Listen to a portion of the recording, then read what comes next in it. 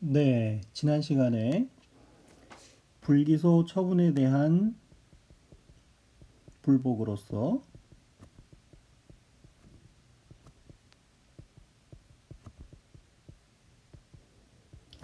검찰 항고와 재항고에 대해서 공부한 바 있습니다. 그 중에서 검찰 항고를 할 수 있는 고소인과 고발인이 있는데요.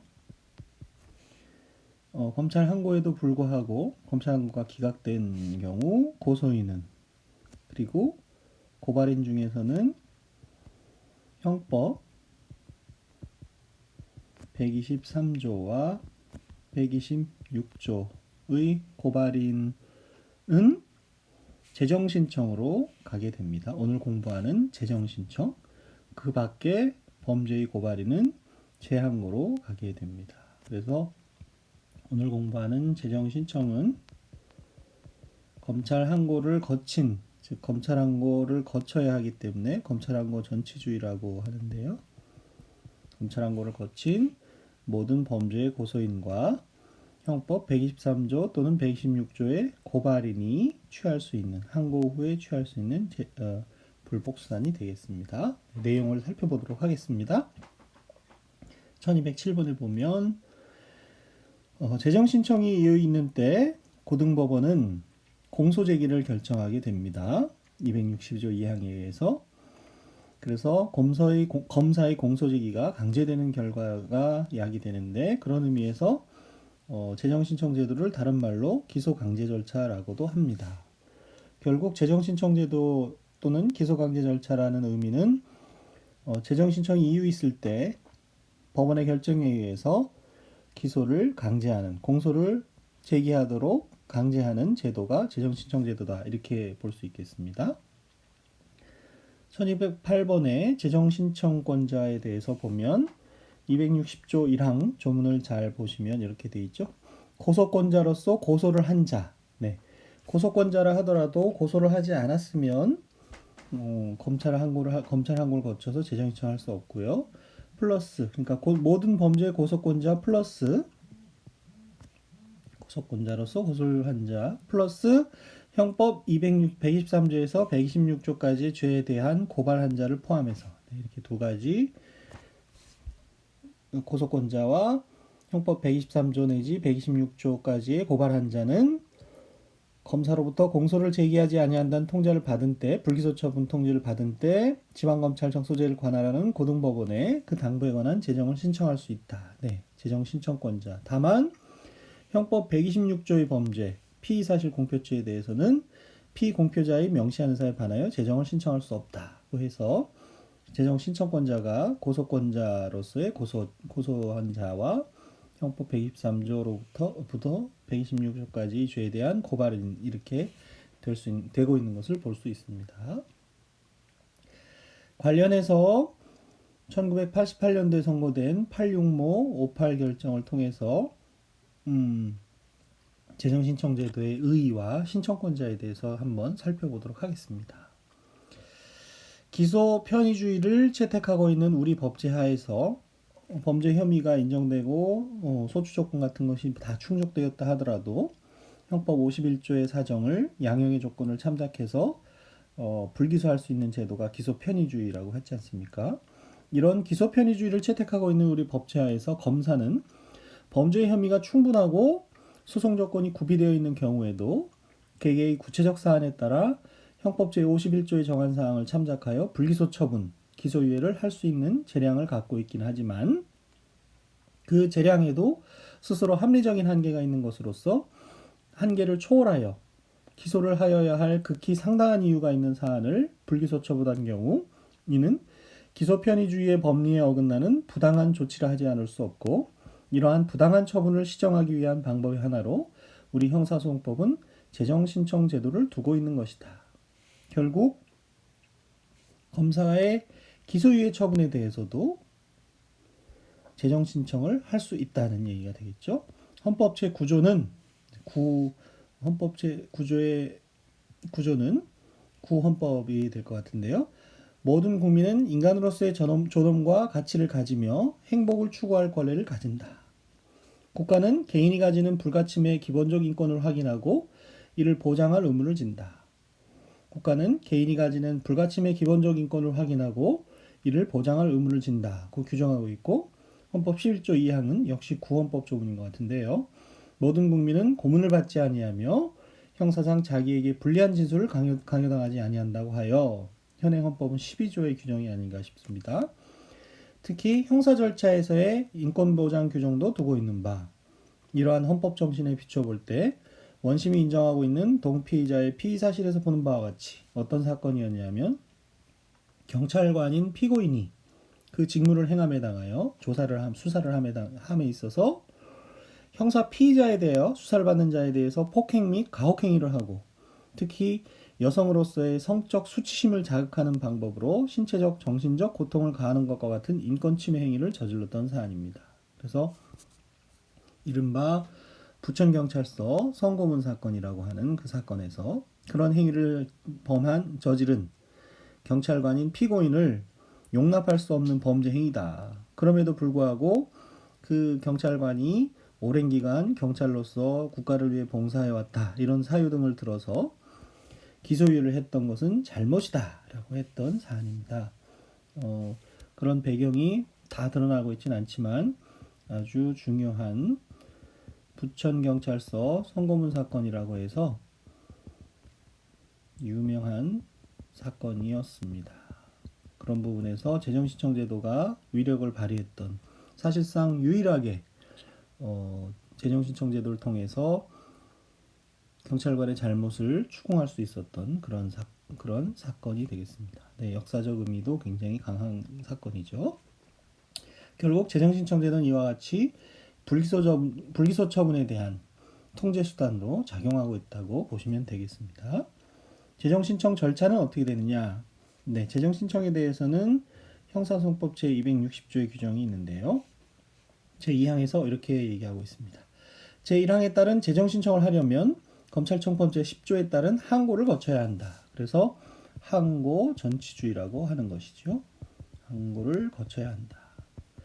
다만 다음 각호의 어느 하나에 해당하는 경우에는 항고를 거치지 않아도 되는 예외가 인정이 되는데요. 첫째, 항고를 이후 재기수사가 이루어진 다음에 다시 불기소 처분이 이루어진 경우. 두 번째, 항고 신청 후 항고에 대한 처분이 행하여지지 않고 3개월이 경과한 경우. 3개월이 지나도록 항고에 대한 결정이 이루어지지 않는 경우. 세 번째로 검사가 공소시효 만료일 30일 전까지 공소를 제기하지 아니하는 경우. 그런 경우라면 항고를 거치지 않아야 되지만 그 밖의 경우에는 원칙적으로 검찰 항고를 거쳐야 되기 때문에 이를 원칙적 검찰 항고 전치주의라고 부르는 것이지요. 네, 260조 3항은 계속해서 제1항에 따른 재정 신청을 하려는 자는 항고 기각 결정을 통지받은 날 또는 2항 각호 거치지 않아도 되는 사유가 발생한 날로부터 10일 내에 재정 신청서를 제출하여야 한다.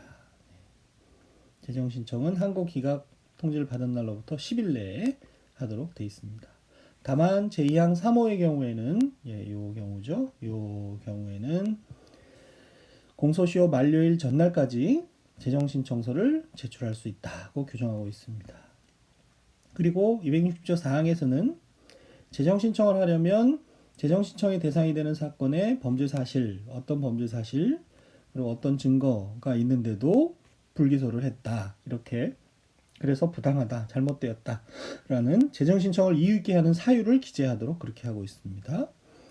이 260조 4항과 관련해서 아래 2010년도에 있었던 2009도 224 판결 사건을 보도록 하겠습니다. 네, 1214번을 보시면 형사소송법 260조 제4항은 금방 저희가 본 조문인데요. 재정신청서에는 재정신청의 대상이 되는 사건의 범죄사실, 증거 등 재정신청을 이유 있게 하는 사유를 기재하여야 한다고 정하고 있고요. 한편 262조 제2항 1호를 보면 재정신청이 법률상의 방식에 위배된 때에는 그 신청을 기각한다고 정하고 있으며 법률상 방식을 지키지 않은 재정신청 기각한다. 또 262조 제4항은 제2항의 결정, 재정신청 기각 결정에 대해서 불복할 수 없다고 정하고 있습니다. 따라서 법원은 재정신청서에 재정신청을 이유 있게 하는 사유가 기재되어 있지 않은 경우에는 재정신청을 기각하여야 하겠지요. 계속해서 1215번입니다. 그런데 법원이 재정신청서에 재정신청을 이유 있게 하는 사유가 기재되어 있지 않음에도 이를 간과한 채 기각해야 되는데 262조 제2항 2호에 공소제기 결정을 한 관계로 인용을 한 것이죠. 재정신청을. 그리고 공소제기 결정을 한 관계로 그에 따라 검사가 공소를 제기하여 본안사건의 절차가 개시된 후에는 일단 본안사건 절차가 개시되면 다른 특별한 사정이 없는 한 이제 그 본안사건에서 위와 같은 잘못을 다툴 수 없다. 법률상 위배되는 사유가 있음에도 기각하지 않고 공소제기했다는 잘못을 더 이상 다툴 수는 없고 본안에 대해서 이제 판단하게 된다고 하는 것이죠. 왜 그러냐 하면 1216에 그렇지 않고 그와 같은 잘못을 본안사건에서 다툴 수 있다고 한다면 이는 재정신청에 대한 결정에 대하여 그것이 기각결정이든 인용결정이든 불복할 수 없도록 한 262조 4항의 규정 취지에 위배하여 형사소송 절차의 안정성을 해칠 우려가 있기 때문이다. 일단 기각결정이든 인용결정이든 하면 그에 대해서는 불복할 수 없다는 취지에 반한다.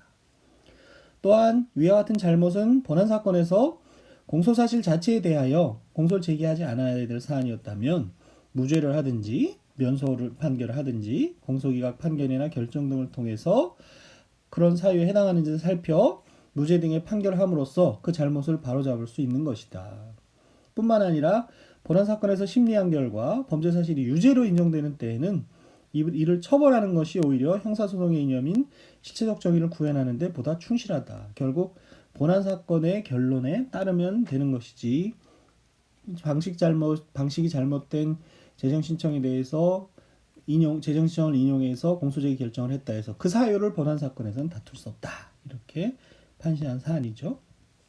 그래서 이러한 법리에 비춰서 기록을 살펴보면 이 사건에서는 어떤 문제가 있었던 겁니까? 비록 이 사건 재정신청서에 260조 4항에서 정한 사항이 기재가 없어서 법원으로서는 그 재정신청이 법률상의 방식에 위배된 것으로서 이를 기각하여야 할 사안이었음에도 이 사건 심판 대상인 사기 부분을 포함한 고소사실 전부에 관하여 이 사건 공소제기 결정을 한 잘못이 있고 나아가 그 결정에 따라 공소제기가 이루어졌다 하더라도 공소사실에 대한 실체 판단에 나아간 제1심판결을 유지한 원심의 조치는 정당하다라고 했던 사안입니다. 네. 결론은 1218번에 이 사건에서 공소제기 결정을 하지 않았어야 되는 사안임에도 공소제기 결정을 한 경우 어떻게 처리해야 되는지를 제시하고 있는 판결이 되겠습니다. 네. 재정신청 제도의 그 취지에 대해서도 다시 한번 볼 수 있었지요. 계속해서 1219번으로 가시면 재정신청은 대리인에 의해서도 신청할 수 있고 재정신청을 할 수 있는 사람이 여러 명인데 그 중에 한 명이 신청하면 어떻게 되느냐 그리고 한 명이 취소하면 어떻게 되느냐에 대해서 264조 1항에서 정하고 있습니다. 재정신청은 대리인에 의하여 할 수 있으며 그래서 여러분도 나중에 변호사가 되면 의뢰인을 대리해서 재정신청서를 작성하는 일이 생길 수도 있습니다. 공동신청권자 중 여러 명이 재정신청을 할 수 있는 경우에는 한 사람이 신청을 하면 공동신청권자 전원을 위하여 효력을 발생한다. 한 명만 재정신청을 하더라도 전원을 위해서 효력이 발생한다는 것이죠. 그리고 262조의 4.1항에서는 공소시효 정지 등에 관해서 규정을 하고 있어서 260조에 따른 재정신청이 있으면 262조에 따른 재정결정이 있을 때까지 재정신청을 기각하거나 인용할 때까지 공소시효가 진행 정지됩니다. 그래서 262조에 따른 재정결정이라는 것은 기각 또는 공소제기 결정을 말하는 것이고 그때까지 공소시효가 정지됩니다. 그래서 편법으로 공소시효를 정지시키기 위해서 필요한 경우에 재정신청을 하는 경우가 간혹 실무에서 있는 경우를 볼 수가 있습니다. 공소시효 정지에 대해서는 나중에 공소제기 부분 파트에서 다시 한번 볼 기회가 있을 겁니다. 264조 2항은 재정신청은 262조 2항의 결정, 즉 기각 또는 공소제의 결정이 있을 때까지 취소할 수 있고, 그렇죠? 뭐 판단반을 받기 싫으면 취소할 수 있는 거고, 그렇지만 한번 취소하면 다시 똑같은 일로 재정신청을 할 수가 없게 되는 것이고, 아까 공동신청권자 중 1인의 신청은 전원을 위하여 효력이 있다고 했는데, 취소에 관해서는 다른 공동신청권자에게 효력을 미치지 않습니다. 신청하는 경우와 취소하는 경우는 그 효력에 있어서 차이를 두고 있는 것이죠. 취소는 다시 재정신청할 수 없는 효력이기 때문에 전원을 위해서 효력을 인정해서는 안 되는 것이죠. 자, 재정신청이 이렇게 있을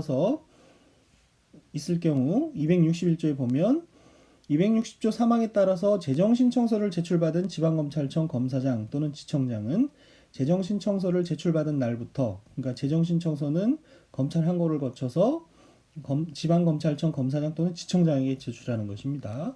그럼 7일 이내에 재정신청서와 검찰의 의견서, 수사관계 서류 및 증거물을 관할 고등검찰청을 경유하여 관할 고등법원에 송부하도록 그렇게 하고 있는 것이죠. 고등법원으로 결국 송부가 되죠. 다만 260조 제2항 각 호의 어느 하나에 해당하는 경우에는 그 기간을 준수하지 않아도 되는 경우였지 않습니까? 예를 들어서 33개월 내에 항고 결정을 하지 않는다든지 하는 경우에는 지방검찰청 검사장 또는 지청장은 다음의 부분에 따라서 신청이 이유 있는 것으로 인정하는 때에는 즉시 공소를 제기하고 그 취지를 관할 고등법원과 재정신청인에게 통지하면 되고요. 신청이 이유 없는 것으로 인정한 때에는 30일 이내에 관할 고등법원에 송부하도록 그렇게 하고 있습니다. 그래서 재정신청 제도를 공부하실 때 역시 법조문을 옆에 놓고서 260조의 조문, 260조 이하의 조문을 보시면서 같이 공부를 하는 것이 가장 효과적으로 공부할 수 있는 사항이 되겠습니다. 네, 그래서 조문을 살펴보시면서 같이 그 조문의 내용과 강의안의 내용 또는 여러분이 공부하시는 그런 책의 내용을 잘 익혀놓는 것이 좋겠습니다. 네. 그 고등법원에서는 그럼 어떻게 이제 그런 절차를 거쳐서 고등법원으로 오게 되면 고등법원에서는 어떻게 심리하고 결정하느냐의 이야기입니다. 재정 신청을 심리 결정하는 고등법원의 절차는 어떤 구조를 갖고 있는 것이냐에 대해서 수사다. 결국은 수사이기 때문에 재정 신청인이 수사 절차에 원칙적으로 관여할 수 없는 것처럼 신청인은 절차에 관여해서 배제된다는 결론에 이르게 됩니다. 수사를 취하면 항고소송설이다. 검사의 불기소 처분의 당부를 심판의 대상으로 하는 행정사건에 있어서의 항고소송에 준하는 소송 절차라고 보는 견해죠. 그래서 왼쪽에 제가 행정소송의 종류에 대해서 써놨는데요. 행정소송법에 있는 행정소송의 종류에는 항고소송, 당사자소송, 민중소송, 기관소송이 있죠. 그 중에서 항고소송은 행정청의 처분 등에 대해서 취소, 무효 확인, 부작위 위법 확인을 구하는 것이지 않습니까? 그래서 그런 행정소송처럼 검사의 처분을 행정소송의 처분 등과 같이 봐서 항고소송에 준하는 소송 절차로 보자는 게 항고소송설이고, 중간설은 수사설과 항고소송설의 성격을 함께 가지고 있는 것이 아니냐. 형사소송 유사설은 밀행성의 원칙이 지배하는, 모든 수사를 공개해서 할 수는 없으니까요. 수사 정보가 공개가 돼버리면 수사에 또 차질을 빚을 수도 있고요. 그리고 수사 절차는 형사소송은 중에서 직권주의가 지배하는 소송 절차가 아니냐, 이런 형사소송 유사설의 견해 등이 있습니다. 그런 견해가 있다는 것을 보고, 사실 그보다는 어떤 견해라고 딱 집어서 얘기하는 것보다는 실무에서 재정신청 절차가 어떻게 진행되느냐가 중요할 텐데요. 1225에서 보시는 것처럼 재정신청 절차에서 그럼 심리를 하는 고등법원이 피의자를 구속하거나 압수수색 검증하는 등 강제 처분할 수 있는가에 대해서도 부정설과 긍정설의 견해가 있습니다. 이에 대해서는 제가 오른쪽 밑에 파란색으로 이렇게 써놨는데요. 법원 실무제요라는 책의 견해를 써놨습니다. 사실상 현재 실무가 어떻게 행하여지고 있는가를 확인할 수 있는 방법으로서는 실무에 종사하는 자가 아니라면 법원 실무제요의 내용을 통해서 법원의 실무를 생각해 볼 수밖에 없는데요. 그 법원 실무제의 내용에 이렇게 강제 처분을 할 수 있는지가 적혀 있는데 그 부분은 밑에 다시 강의안에 나오니까 다음 페이지에서 다시 보도록 하고요. 재정 신청 사건의 피의자가 재정 신청 사건에서 이제 기소 결정을 하거나 기각 결정을 하는 그런 고등법원 법관에 대해서 기피 신청, 나중에 그 법관이 다시 재판을 하게 된다면 기피 신청을 할 수 있는가에 대해서도 역시 부정설과 긍정설의 견해가 있습니다. 지난 시간에 수사상의 증거 보전을 공부하면서 증거 보전 절차에 참여했던 법관, 증인 신문 청구에 참여했던 법관이 재판에 관여할 수 있느냐, 제척 사유가 되느냐에 대해서 견해가 전심 재판 또는 기초가 되는 조사 심리에 관여한 법관으로 볼 것이냐에 대한 논의가 있다고 얘기를 했는데요. 그 판례도 살펴봤는데 재정 신청 사건에 관여했던 법관도 뒤에 기소가 됐을 때 그 재판에 관여할 수 있느냐라는 논의가 있는 것입니다. 그리고 제262조의 2에서는 재정신청 사건을 고등법원에서 심리 결정하는 데 있어서 재정신청 사건의 심리 중에는 관련 서류 및 증거물을 열람 또는 등사할 수 없다라고 규정을 하고 있습니다. 열람 또는 등사를 허용할 경우 열람 등사의 목적으로 재정신청을 하는 경우가 너무 많을 것을 우려해서 만들어진 규정이라고 볼 수 있고요. 또 재정신청 제도가 증거를 확보하는 그런 절차로 변질되는 걸 막기 위한 규정입니다.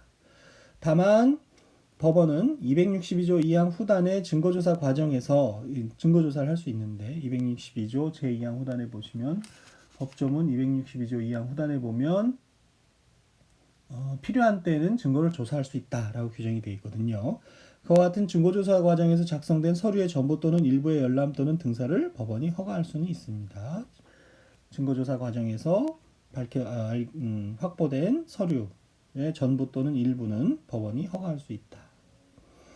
그래서 이 논란이 있을 수 있고 실제로 이른바 2009년도에 발생했던 용산 지역 철거민 사건이 있습니다. 흔히 용산 철거 사건 뭐 이렇게 얘기를 하는데 철거를 앞둔 남일당이라는 빌딩에 철거민들이 올라가서 시위하는 과정에서 시위하고 그걸 경찰이 진압하는 과정에서 경찰 1명과 철거민 5명이 이렇게 사망하는 아주 큰 불행한 사건이 있었는데 그 사건을 둘러싸고 재정신청 사건 기록을 열람할 수 있느냐 등사할 수 있느냐 문제가 실제로 크게 문제가 된 적이 있었습니다.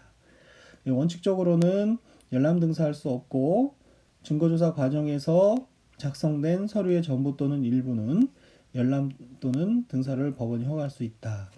이 증거조사 과정에서 작성된 서류라고 하면 이제 새로 작성된 서류를 의미한다 그러면 기존의 수사 기록 같은 거는 열람 또는 등사할 수 없게 될 것이고요. 이 부분을 넓게 해석한다면 작성된이라는 문헌에 의해서 넓게 해석하는 게 쉽진 않을 것 같은데요. 기존에 법원에서 확보한 그 자료, 수사 자료 같은 것을 열람 등사할 수 있느냐가 문제가 되겠습니다. 그 당시 용산 철거민 사건에서는 기존의 수사 자료를 재정 신청 사건을 심리하는 법원에서 열람 등사를 허가해줘서 크게 문제가 됐었던 적이 있었습니다. 네, 그 정도로 참고적으로 알아두시고요. 1228로 넘어가서 262조 재정신청 사건의 심리결정 2항은 법원은 재정신청서를 송부받은 날로부터 3개월 이내에 항고의 절차에 준하여 어떻게 보면 항고 소송서를 취하는 것처럼 보이기도 하는데 그런 항고라고 꼭 말할 수는 없고 법원에서 다루는 항고 사건의 절차에 준해서 다음 각 호의 구분에 따라 결정한다. 그래서 하고 필요한 때에는 증거를 조사할 수 있다. 이렇게 돼 있죠. 아까 봤던 262조 2항 후단의 증거라는 것이 바로 이 부분이 되겠습니다. 신청이 법률상의 방식이 위배되거나 이유 없는 때는 신청을 기각해야 된다. 기각해야 되는 것에 대해서 살펴봤고 그럼에도 불구하고 공소제의 결정이 이루어지면 본안에서 다투어야지 그 사유를 더 이상 다툴 수는 없다는 판례는 앞서 본 바가 있고요. 재정신청이 이유 있는 때는 사건에 대해서 공소제기를 결정하도록 돼 있죠. 그래서 이를 기소 강제 절차라고도 한다. 이렇게 말씀드린 바가 있고요. 의 부분에서 이와 관련해서 형사소송법 37조 이하의 규정을 볼 필요가 있습니다. 형사소송법 37조는 판결, 결정, 명령이라는 제목으로 제3항에서 결정 및 명령을 함에 있어서는 필요한 경우에는 사실을 조사할 수 있다라고 규정이 되어 있습니다. 그래서 260조 2항에도 필요한 때에는 증거조사를 할 수 있다고 되어 있지만 이와 같이 공소제기 결정 또는 재정신청 기각 결정이기 때문에 결정에 대해서 사실을 조사할 수 있다는 37조의 규정에 의해서도 사실조사 가능한 것으로 보여집니다. 그 37조 조문을 구체화한 것이 형사소송규칙 24조인데요. 결정, 명령을 위한 사실조사에서 결정 또는 명령을 함에 있어 법 37조 3항의 규정에 의하여 사실을 조사하는 때 필요한 경우에는 법, 여기서 법이라고 하는 형사소송법을 얘기하죠. 법 및 이 규칙, 형사소송 규칙이 정하는 바에 따라서 증인을 신문하거나 감정을 명할 수 있다 해서 증인 신문과 감정이 가능하다는 점을 명시적으로 규정하고 있고, 계속해서 규칙 24조 2항에서는 그와 같이 증인을 신문하거나 감정을 하는 경우를 비롯해서 사실 조사할 때 필요하면 검사, 피고인, 피의자 또는 변호인을 역시 참여하게 해야 됩니다. 상대방을 참여시키지 않은 상태에서 증인을 신문하거나 감정하는 것은 옳지 않으니까요. 그래서 아까 법원 실무제외의 견해를 뒷페이지에서 소개한다고 했는데 바로 이 뒷부분에 소개가 나오는 것입니다. 실무상 필요한 경우 검증, 감정 또는 참고인에 대한 증인 신문을 하고 있으며 피의자 신문도 증거를 조사하는 경우에 해당하므로 허용되는 것으로 그렇게 기술을 하고 있습니다. 법원 실무에서. 나아가 강제 처분까지 할 수 있느냐, 구속을 한다든지 그런 걸 할 수 있느냐에 대해서 견해 대립이 있어 왔는데 법원 실무제외의 견해는 가능하다면 강제 처분을 하지 않는 것이 옳다고 할 것이지만 만약에 반드시 필요한 경우라면 피의자를 신문하기 위해서 구인을 한다든지 압수수색, 검증 등의 강제 처분도 할 수 있다라는 약간 엄격한 제한적 허용소를 취하고 있다 이렇게 볼 수 있겠습니다. 그리고 항고의 절차에 따라서 재정신청 사건 심리된다고 했으니까 재정신청의 이유 유무는 불기소 처분 후 결정 시까지 재정신청 결정할 때까지 항고 결정할 때까지 발견된 증거와 새로운 사실을 판단 자료로 삼을 수 있기 때문에 재정신청 사건도 재정신청 결정할 때까지 발생한 모든 사실과 발견된 증거를 통해서 판단할 수 있다고 볼 것입니다. 관련해서 93호 2 대법원 결정을 보시면요. 검사의 공소를 제기하지 아니하는 처분의 당부에 관한 재정신청에 당하는 법원은 재정신청 사건을 심리하는 법원은 검사의 무혐의 불기소 처분이 위법하다고 하더라도 무혐의를 한 불기소 처분이 위법하다고 하더라도 기록에 나타난 모든 사정을 고려하여 기소유예의 불기소 처분을 할 만한 사건이라고 인정되는 경우에는 재정신청을 기각할 수 있는 것이다. 혐의가 있는데 무혐의 결정을 불기소 처분한 것은 위법하다 하더라도 재정신청 기록을 자세히 살펴봤더니 기소유예할 만한 사정이 있다. 그러면 기소유예 불기소 처분을 한 경우라면 그 무혐의 불기소 처분에 대한 재정신청을 기각할 수 있다. 어차피 불기소할 수 있는 사건이다 라는 의미에서 기각할 수 있다는 얘기가 되겠습니다. 재정신청 사건의 결정에 대한 대법원 결정이 되겠고요. 또 재정신청 사건은 특별한 사정이 없는 한 비공개로 진행을 하게 됩니다.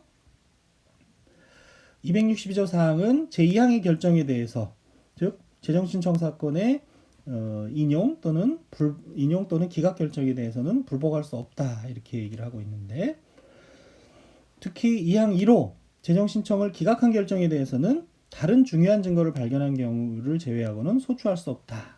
기소할 수 없다. 다른 중요한 증거를 발견한 경우 외에는 기소할 수 없다는 규정을 두고 있습니다. 자, 그 밑에 나오는 25분이 지났지만 요 판결까지 헌법재판소 결정내까지 이번 시간에 보도록 하겠습니다. 헌법재판소 2008 헌마 578, 2009 헌마 41, 98 병합 전원재판부 결정을 보면서 재정신청 제도에 대해서 보고 뒤에 몇 가지가 더 있네요. 시간이 다소 지나더라도 요 재정신청까지는 보도록 하겠습니다. 1239에 보시면 재정신청제도는 검사의 불기소 처분이 자의적인 경우 형사 피해자의 재판 절차 진술권을 보장하기 위해 마련된 별개의 사법 절차로서, 그렇죠. 재정신청제도는 별개의 사법 절차입니다. 불기소 처분의 당부를 심사하는 법원의 별도의 재판 절차이고요. 262조 3항이 재정신청 사건의 심리를 비공개 원칙으로 한 이유는 뭐냐? 심리의 보안을 유지하여 적정한 재정 결정이 이루어지게 하고 무죄 추정을 받는 관련자의 사생활 침해를 방지할 수 있도록 하기 위한 것입니다. 그리고 262조의 이 본문이 재정신청 사건의 기록 열람 등사를 금지하는 것은 아까 그 용산 철거 사건의 예를 들었지만 민사소송 제출용 증거서류를 확보하려는 목적으로 재정신청을 남용하는 사태를 방지하기 위함이다. 그리고 재정신청 기각결정에 대하여 보통 항고를 금지하는 것은, 불복할 수 없다고 하는 것은 대법원의 부담 경감과 재정신청 사건이 또 불복을 하면 이번엔 고등법원에서 대법원으로 넘어가니까요. 대법원의 부담 경감과 법률관계의 신속한 안정 등을 위하여 고등법원의 결정에 대해서 사실 오인을 이유로 한 항고를 금지하고 있는 415조, 415조의 조문은 제가 여기 써놨지요. 고등법원이나 항고법원의 결정에 대해서는 이와 같이 헌법, 법률, 명령 또는 규칙의 위반이 있을 때 한해서 대법원에 즉시 항고, 재항고할 수 있는 것이지 보통 항고는 안 된다는 원칙을 재확인하는 것이라고 보는 것입니다. 이 부분에 대해서는 항고, 재항고 부분에서 다시 살펴볼 기회가 있을 겁니다. 따라서 합리적인 이유 없이 재판 청구권을 과도하게 제한하거나 본질적 내용을 침해하는 것은 아니다라고 하는 것이죠. 그래서 이와 같이 재정 결정에 대해서 고등법원의 재정 신청에 대한 결정에 대해서 보통 항고를 금지하는 취지를 설명하고 있고, 보통 항고는 금지되지만 415조에 의한 재항고까지 금지하는 것은 아니다. 이런 사유, 제가 415조의 사유가 있을 때에는 재항고를 할 수 있다라는 결론입니다. 그래서 1244의 결론만 읽고 뒤에 부분은 근거는 여러분이 세 가지 읽어보시면 될 것 같은데요. 보통 항고는 금지되지만 1244에 보시면 재정신청 기각결정에 대하여 415조의 재항고를 금지하는 것이 415조 소종의 제한을 넘어 일체의 재항고를 금지하는 것이라고 해석하는 것은 아래에서 보는 이유로 합리성을 인정하기 어렵다. 따라서 재정신청 기각결정에 대한 불복 규정 중 불복할 수 없다는 그 불복에 415조의 재항고가 포함되는 것으로 해석하는 한 재판 정권을 침해해서 헌법에 위반한다. 즉 415조에 의한 헌법이나 법률, 명령 또는 규칙의 위반이 있음을 이유로 한 재항고는 허용된다라는 것을 헌법재판소가 선언한 그런 결정이 되겠습니다. 그 이유는 1245와 1247에서 보충이 되어 있으니까 여러분이 한번 읽어보시기 바랍니다. 일본의 예까지 그렇게 들어서 논거를 펴고 있습니다. 한편 2012모 1090 대법원 결정을 보면 불복에 대해서 다시 살펴볼 수 있는데요. 형사소송법 262조 제4항, 제2항은 검사의 불기소 처분에 따른 재정신청에 대한 법원의 재정신청 기각 또는 공소제기 결정에 대하여 불복할 수 없다고 규정을 하고 있습니다. 특히 262조 2항 2호의 공소제기 결정에 잘못이 있는 경우에는 그 공소제기에 따른 본원사건의 절차가 개시되어 본원사건 자체의 재판을 통해서 대법원의 최종적인 판단을 받는 길이 열려 있으므로 재판을 거쳐서요. 앞서 본 그 공소 기각을 해야 됨에도 공소제기 결정을 했을 때 사안하고 같은 결론이라고 볼 수 있습니다. 이와 같은 공소제기 결정에 대한 재항고를 허용하지 않는다고 하여 재판에 대하여 최종적으로 대법원의 심사를 받을 수 있는 권리가 침해되는 것은 아니다. 본안에서 다툼되니까요. 따라서 제262조 제2항 제2호의 공소제기 결정에 대하여는 415조의 재항고가 허용되지 않습니다. 앞서 본 헌법재판소 결정에도 불구하고 공소 제기 결정에 대하여는, 그렇죠? 본안에서 다투면 되기 때문에 415조의 재항고가 허용되지 않습니다. 앞서 본 그 헌법재판소 결정과 같이 한꺼번에 이해를 해야 되는 사안이죠. 그리고 1250과 1251은 재항고에 대한 그런 일반론이기 때문에 여러분이 읽어보시고 참조하면 되겠습니다. 시간이 조금 지났지만요. 6번에 검사의 공소제기와 공소유지까지 마치도록 하겠습니다. 재정신청에 따른 검사의 공소제기와 공소유지. 260조 제26항은 제2항 제2호 결정, 공소제기 결정에 따른 재정결정서를 송부받은 관할지방검찰청 검사장 또는 지청장은 지체 없이 담당 검사를 지정하고 지정받은 검사는 공소를 제기하여야 한다고 규정하고 있습니다. 공소 제기는 결국 검사가 하게 되는 거죠. 이와 같은 경우에 검사는 공소제기 결정에 따라서 공소를 제기한 때에는 그 공소를 취소할 수 없습니다. 나중에 이제 공소 취소에 대해서도 저희가 공부할 텐데요. 공소제기 결정, 재정신청에 따른 고등법원의 공소제기 결정에 따라서 검사가 공소 제기한 경우에는 일반적으로 공소 취소할 수 있다는 규정이 제한이 돼서 264조의 2에 의해서 이 사건은 공소 취소할 수 없습니다. 법원이 공소 제기를 명했는데 검사가 공소 제기했다 취소해버리면 무의미해지기 때문에 그런 얘기가 되는 것이죠. 한편 법원의 공소제기 명령에 의해서 공소를 제기했는데 그 공소를 수행하는 과정에서 검사가 무죄다, 이것은 그런 논고, 의견 제시를 할 수 있느냐에 대해서 재정신청에 따라 공소제기 결정이 있었던 경우에 검사가 공소 취소는 할 수 없지만 무죄 재판을 구하는 논건을 할 수 있는 것으로 해석된다. 이렇게 사법연수원에서 발간된 책자에서 설명을 하고 있는데 무죄를 구형하면 역시 공소제기 결정에 의한 공소제기의 효력이 상당히 약화된다고 보여지는데 이렇게 해석하는 것이 과연 옳을지는 약간의 의문의 문제가 있습니다. 그것은 법원의 공소제기 결정이 잘못되었을 때는 이런 해석이 맞을 것이고 법원과 검찰의 견해가 다를 경우에는 역시 문제가 있는 그런 해석이 될 수 있겠습니다. 그 밖에 공소 취소 이외에 공소장 변경, 아직 저희가 공소장 변경을 자세히 배우지 않았는데요. 또 상소를 제기할 수 있는지 같은 검사의 권리 행사는 일반 공소제기 사건과 마찬가지로 고등법원의 인용결정에 의한 재정신청에 대한 인용결정에 의한 공소제기 결정에서도 허용된다. 이렇게 볼 수 있겠습니다. 공소 취소가 일단 허용되지 않는다는 점을 잘 기억을 해 놔야 되겠습니다. 네, 시간이 다소 지났는데 불기소 처분에 대한 불복 방법으로서 재정신청에 대해서 이번 사건에 알아봤습니다. 다음 시간에는 재정신청에 대한 불복 제도로서 헌법소원에 대해서 알아보고 그 다음에 공소제기 후에 수사에 대해서 공부를